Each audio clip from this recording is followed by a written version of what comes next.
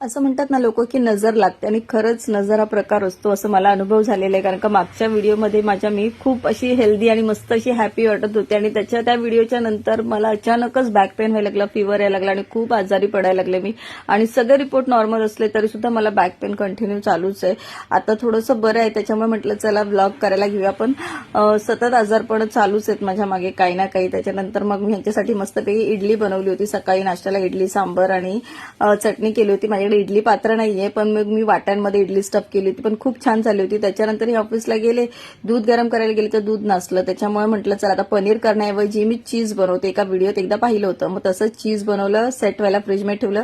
घरातली सगळी कामं वगैरे मस्तपैकी आवरली आणि थोडंसं जाऊन झोपले, कारण का औषधाने खूप झोप येते.